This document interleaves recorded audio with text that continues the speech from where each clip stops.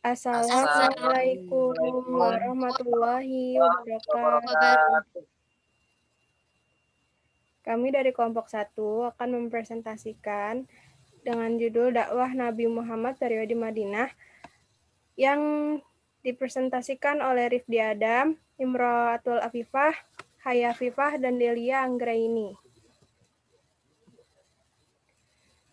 Sejarah dakwah Nabi Muhammad di Madinah.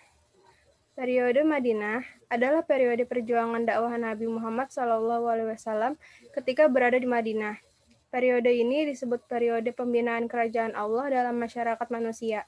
Periode ini merupakan periode pembentukan masyarakat yang menerapkan ajaran-ajaran Islam, meskipun di antara warganya terdapat non-Muslim. Strategi dakwah Nabi Muhammad SAW pada periode Madinah adalah mensyiarkan Islam ke sejumlah wilayah. Demi melanggengkan usaha dakwahnya, Nabi Muhammad SAW membangun sebuah masjid yang tidak hanya digunakan sebagai media beribadah saja, melainkan juga digunakan sebagai pusat penyelenggaraan kegiatan-kegiatan sosial keagamaan, seperti bermusyawarah serta menyelesaikan perkara-perkara yang terjadi di masyarakat. Selain itu, masjid tersebut juga digunakan untuk menanamkan nilai-nilai persaudaraan dan cinta tanah air, yang juga dimaksudkan untuk menyatukan dan meredakan konflik yang terjadi antara kaum Muhajirin dan Ansor. Ketika Nabi Muhammad sukses berdakwah di Madinah, membuat kaum kafir Quraisy meradang. Mereka menyatakan bahwa keberhasilan dakwah tersebut adalah hal yang harus dihentikan, yang kemudian direalisasikan dengan melakukan kekejaman dan pemboikotan di bawah pimpinan Abdullah bin Ubay terhadap pengikut Nabi Muhammad SAW. Selanjutnya, strategi dakwah Nabi di Madinah. Strategi Nabi Muhammad SAW ketika di kota Madinah, yang pertama yaitu membangun masjid sebagai media dan pusat dakwah. Masjid pertama yang dibuat adalah Masjid Quba yang mengarah ke Baitul Maqdis. Selanjutnya Nabi membangun Masjid Nabawi sekaligus sebagai tempat tinggal beliau. Masjid yang dibangun tersebut tidak hanya berfungsi sebagai tempat beribadah saja, juga dipergunakan sebagai pusat kegiatan pendidikan dan pengajaran keagamaan, mengadili berbagai perkara yang muncul di masyarakat, musyawarah, pertemuan-pertemuan, dan lain sebagainya. Strategi yang kedua yaitu menciptakan hubungan persaudaraan. Langkah konkret lain yang dilakukan Nabi Muhammad SAW adalah menciptakan persaudaraan baru antara kaum muslimin yang berasal dari Mekah, yaitu kaum Muhajirin, dan umat Islam Madinah yang disebut kaum Ansor. Langkah tersebut dilakukan untuk memperkuat barisan umat Islam di kota Madinah. Untuk mencapai maksud tersebut, Nabi Muhammad SAW mengajak kaum muslimin supaya masing-masing bersaudara karena Allah Subhanahu wa Ta'ala. Strategi yang ketiga yaitu membangun kesepakatan perdamaian dengan Yahudi Madinah. Apa saja kesepakatan tersebut? Yang pertama yaitu kaum muslimin dan kaum Yahudi hidup secara damai, bebas memeluk dan menjalankan ajaran agamanya masing-masing. Yang kedua, apabila salah satu pihak diperangi musuh, maka mereka wajib membantu pihak yang diserang. Yang ketiga, kaum muslimin dan Yahudi wajib saling menolong dalam melaksanakan kewajiban untuk kepentingan bersama. Perjanjian yang keempat, Nabi Muhammad SAW adalah pemimpin umum untuk seluruh penduduk Madinah, dari kaum umat Islam maupun Yahudi. Strategi yang keempat yaitu pembentukan Piagam Madinah sebagai resolusi konflik. Setelah penataan internal selesai adalah dengan melakukan berbagai negosiasi politik untuk membuat bingkai kehidupan dalam kebersamaan sebagai komunitas Madinah secara umum, khususnya dengan komunitas Yahudi dengan disepakatinya Piagam Madinah.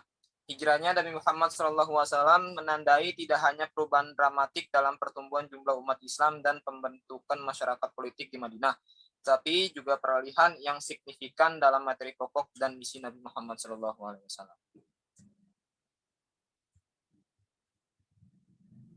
Selanjutnya yaitu menegakkan dakwah di Madinah. Menegakkan daulah di Madinah. Yang pertama itu ada aturan terkait hamba dan pencipta, yakni aturan Islam yang berhubungan dengan pencipta biasa disebut aturan ubudiyah atau peribadatan, Biasa juga disebut sebagai hablun minallah. Selain sholat yang perintahnya diturunkan semasa di Mekah, aturan-aturan ini diantaranya aturan puasa, aturan zakat, aturan haji, dan berkurban di jihad. Lalu yang kedua, aturan terkait hubungan hamba dengan diri sendiri. Aturan Islam yang tergolong ke dalam kategori ini adalah aturan tentang halal haramnya makanan.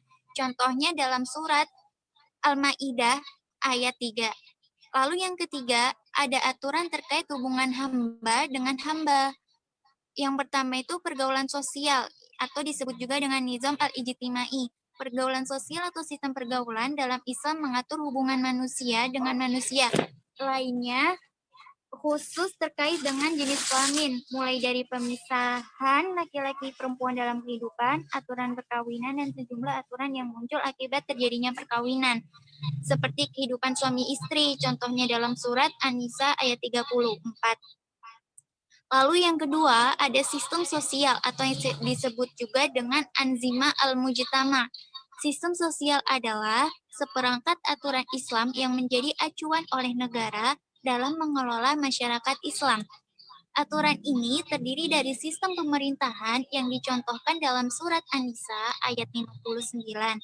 Ada sistem ekonomi, sistem politik, pendidikan, kesehatan, pemeliharaan keamanan dalam negeri, sanksi terhadap pelanggaran syariat, dan hubungan luar negeri.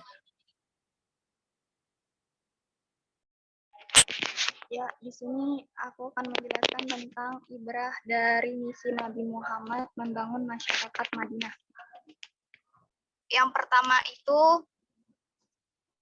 pertama untuk memimpin suatu masyarakat, seorang pemimpin harus mengetahui dan memahami keadaan dan karakteristik yang dipimpinnya. Maksudnya itu untuk memimpin masyarakat di Madinah, jadi seorang pemimpin itu harus tahu keadaan masyarakat di tempat itu, keadaannya seperti apa. Lalu seorang pemimpin membangun masyarakat Islam menuju pada kemajuan kesejahteraan dan kedamaian baik di bidang sosial, ekonomi maupun politik.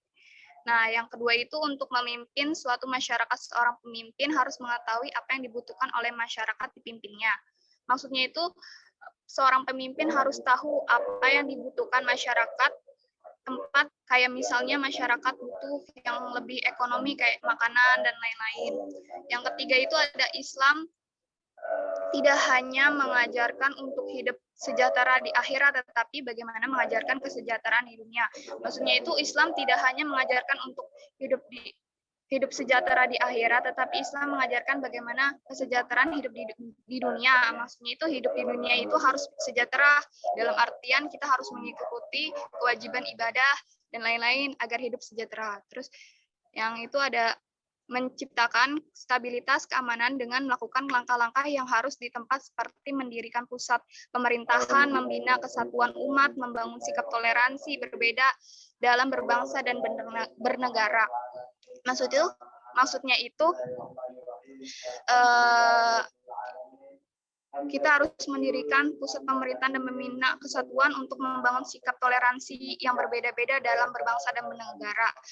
Yang keenam itu menciptakan stabilitas keamanan dan melakukan langkah-langkah harus ditempuh dan mendirikan kesatuan untuk mempunyai perekonomian pada satu aspek dalam membangun masyarakat yang adil dan sejahtera. Maksudnya mempunyai perekonomian pada satu aspek dalam membangun masyarakat yang adil sejahtera. Terus mempunyai perekonomian pada satu aspek dalam seorang pemimpin harus memberdayakan kemampuan masyarakat dalam bidang perekonomian, sarana dan prasarana, serta mengoptimalkan sumber daya. Udah, terima kasih.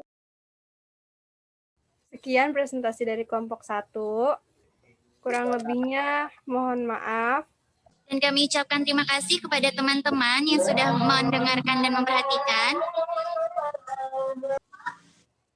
Fisabilil haq wasabiqul khairat.